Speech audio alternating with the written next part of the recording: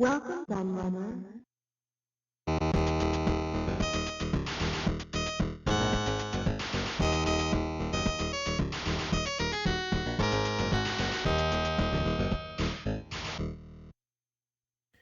Hey everybody, Kieran aka The Laird here, and I'm back with part 3 of my Edge magazine retrospective.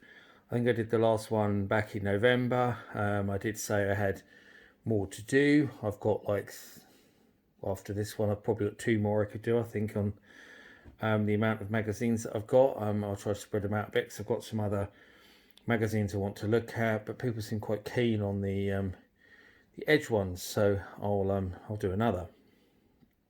And so 3 more issues again, like I've done in the last videos. We've got this one here from September 95. I think the others are from 95 as well. Yep, so I've got 3 from 95, so I've got that one.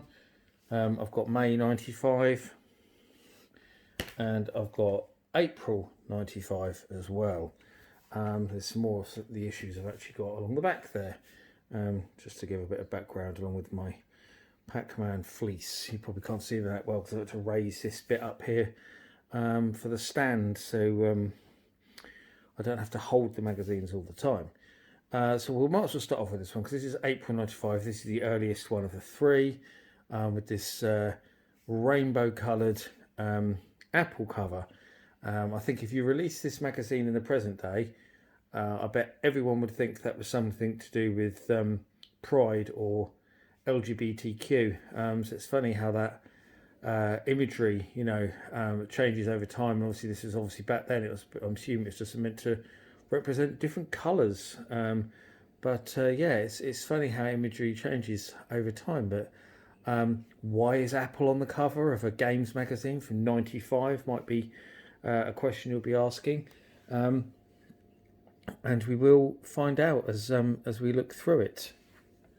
It's issue 19, and of course it's made by Future Publishing, who are still making Edge to this day, one of the very, very few magazines from back in the day that still exists. In fact, I can't even think of any others. I'm sure there is a PC one or something, but certainly Edge is one of only a few that's still around, if not the only one, but there we go.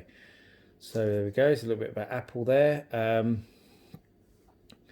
of course, Apple would eventually go into the console market with the Pippin, the failure that was the Pippin. But this is more talking about Apple OS being better, Apple OS better supporting games.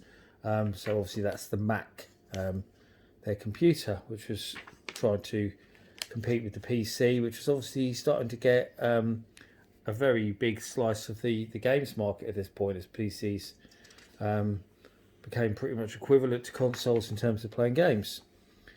So start off with our usual news and stuff on Sony because they were in love with the PlayStation. Some stuff about the Satellaview for the SNES. Some stuff about how well the Saturn is doing in Japan. Europe gets new look Saturn. And there's a little bit about the Neptune, which of course never came out, which is the all-in-one Mega Drive and 32X. Some talk about VR arcade games, which is a thing that lots of people were talking about at this point.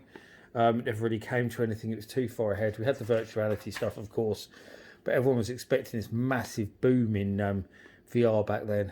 Of course, Jaguar VR was the other thing, and it never really happened. Didn't happen for many years because they realised that the technology just wasn't really there yet. Arcade Giants do battle. More about future of gaming, so to speak. That bit, that's what's stopping me opening it. It's one of them really stiff cardboard pages to send off if you wanted to subscribe. I've got our letters. People talking about the Saturn and PlayStation mostly, it seems. So there's someone there asking about 3DO. Just scan the names just to see if there's anyone I recognise, because sometimes, as I said before, I end up seeing people I know in the letters section, which is quite funny. An advert for the Neo Geo CD, Don't see many of them about. It was never a massive seller, but they were trying to push it at this time. Pre-screens for our preview section. So we've got the magnificent Panzer Dragoon on the Saturn. One of the first Saturn games I bought. Still absolutely love it. Bought the remaster that they did for the Xbox recently. Absolutely brilliant. I hope they do Panzer Dragoon Die now as well. Daytona USA on the Saturn, of course, which ended up being a little bit of a disappointing port. Could have been better. Felt like they rushed it to market a bit. Heretic on the PC. Of course, like a evolution of Doom, but with a fantasy theme. Here comes one of my cats. I think he's going to pop up on the camera. Is Rufus. Yeah, he's having a look. Here we go. He might shout now. Who knows? He does like to shout a lot. There goes Rufus. Chrono Trigger. Jumping Flash on the PlayStation. Damocles PC. I think that was one of the very, very last games that Novagen did. In fact, did it for Psygnosis. Obviously, they were quite well known for their 3D games, going right back to like the Atari 8-bit stuff like Mercenary.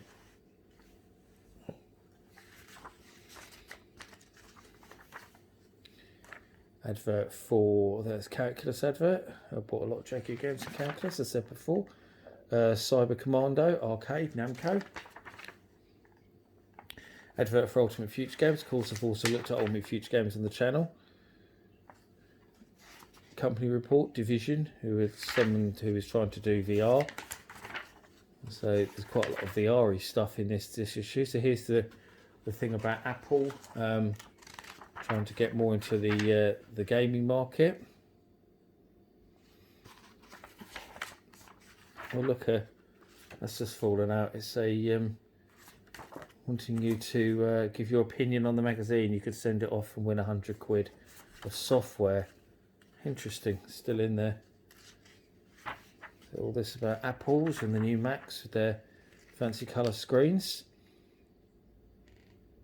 Test screens for our review section. We've got Descent on the PC, real classic. Everyone knows Descent, 8 out of 10. Probably actually one of the first PC games that really got the PC noticed as a games machine, I'd argue, with stuff like Doom. There's Victory Goal on the Saturn, 6 out of 10. Looks like Rufus might be coming back, and maybe he's changed his mind. Return Fire, that's the 3DO version, 8 out of 10, good game. Dark Forces, PC CD-ROM, LucasArts. That's another one a lot of people remember, actually. Big seller.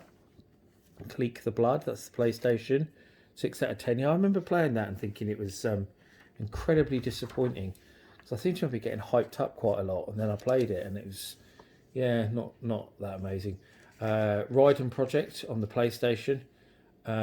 Loved Raiden on the Jaguar. That, of course, had the original and Raiden 2. And it's quite cool because you could play it in tape mode as well, which we'll talk about there.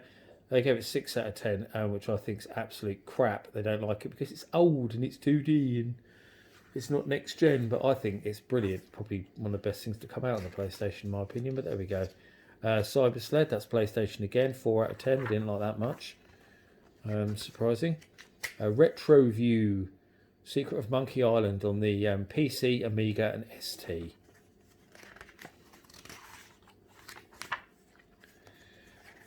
Want to go and work for Rare? There you go.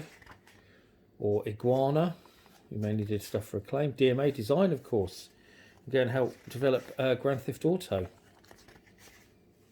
which would have been in development at this point with this magazine, actually. Nice advert there for the Jaguar from Silica Shop. Interview with Tom Kalinske, who, of course, was heading up Sega in America at that point. A lot of people blame the failure of the Saturn on him, perhaps a bit unfairly, because there was a lot of internal squabbling within Sega at that time. So there's the first issue out the way. We'll go and get another. So we're actually following right on here because we were going from April to May, so consecutive issues. This is issue 20. There we go. Very attractive cover with Heart of Darkness on it. Have a look what's inside.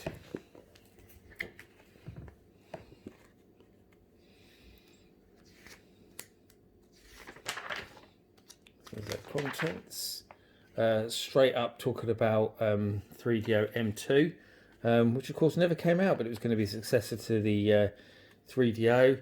And in the end, it was actually going to be Panasonic, I believe, bought the rights to it, so they would be the only people making it. Whereas with the original 3DO, there was obviously lots of companies making their own 3DO consoles. But I think at that point it's going to come Panasonic 3DO M2. Ultra 64, very early talk about that. DVD. A little bit about PC and Mac. Jaco plugged into CD Revolution, so it's some early talk about, well, not that early, I suppose, Jaco CD, because Jaco CD was pretty much planned from the start. It talks about a bit massively delayed here, actually, but it's saying it's finally getting ready to ship. So talking about Battle Morph there. There's Black Ice, White Noise, Jack Nicklaus Cyber Golf, so quite a few titles here that didn't come out. Got Dragon's Lair over here, Blue Lightning, Demolition Man, Creature Shock, Jeff Minter's Virtual Light Machine. And there we've got Jaco CD games in development. It's strange because some of the ones listed there were actually kart games, like I noticed Barkley Shut Up and Jam on there. But obviously the vast majority of those on there didn't come out. It's got Theme Park there as well, which is another cartridge game. Yeah, very a shame because I loved my Jaco CD and it deserved better because there was a lot of potential for it. Arcade gaming, says talking about Virtua Striker there, for example, which I was actually playing the other day. Funnily enough, I was reviewing it for an upcoming book. I loved Virtua Striker back in the day. I played it a lot in a pub I used to drink in St Albans called the Vintry. You had a Virtua Striker machine in the back. My stand was about to fall over. Saturn Gathering Speed. A lot of people expected the Saturn to be a huge success because of obviously Sega had such a large market share, especially in Europe, that it was almost like the Saturn couldn't fail, to be honest. But then it did. I mean, it actually did in the early years outsell the PlayStation in the UK. So it just shows how much Sega dropped the ball, that they were outselling the PlayStation in parts of Europe at the beginning. And then buggered it all up. Astal on the Sega Saturn, beautiful game, that is, platform game. Virtual Hydolide, strange 3D RPG. A lot of people hate it, but I quite like it. I don't think it's that bad. A Neo Geo CD advert, different one to the last issue, I believe. Deadless on the Sega Saturn, which did that get renamed? Defcon 5 did it get renamed to? I think it was crap anyway. Jaguar Silica Jaguar advert. Oh god, my stand's collapsed. Kept trying to kick the bucket before, so sort of bloody thing out. There we go. So talking about coming soon virtual reality, I noticed there, coming soon Jaco CD. And there's the new games that they've got in stock. Fatal Fury 3 on the Neo Geo. Mercenary 3DO. Extreme Power PlayStation. PO'd 3DO. Heart of Darkness got delayed loads of times, changed formats several times as well. It was going to be a Jaco CD game at one point. It was going to be a Philips CDI game at one point. I can't remember what it came out on in the end. I think it was just PlayStation. Possibly PC as well. That's an annoying subscribers page. Have to bend right back because it stops you turning the pages otherwise. So their usual PlayStation propaganda that they loved having in every issue. With an interview Ken Kutaragi. Europe, the state of play. They're talking about software houses from different places. So, for example, France there. You've got Ubisoft, Cryo Interactive, Silmarils, Cocktail Vision, Delphine Software, and Virtual Experience, which is interesting because obviously they did Burnout and Val d'Isere for the Jaguar. Silmarils also supported the Jaguar. All of those companies there were signed up to support the Jaguar because Atari were quite big in France. Visual Images, Belgium, never heard of them. Dynamic, they went bust around that point, I believe, though. Very famous. Infogrames, of course, as well, from France. Now Atari. Scandinavia there. Germany, loads in Germany, places like Rainbow Arts, Factor 5, Blue Byte, yeah, lots of big companies there from Germany. So test screen, we're into our reviews. So we had the preview in the last issue for Panzer Dragoon. Now we've got the review, a big old review for it as well. They gave it 8 out of 10. Very good. The only real problem with that game is the poor draw distance, but it's certainly a good game. Lost Eden on the PC CD-ROM, 5 out of 10. It's kind of mist type thing, if I remember rightly. Heretic, again, previewed, now reviewed, 8 out of 10. Killer Instinct in the arcades, 8 out of 10. Retro Look Back is Exile, Commodore 64 and Amiga from Audiogenic.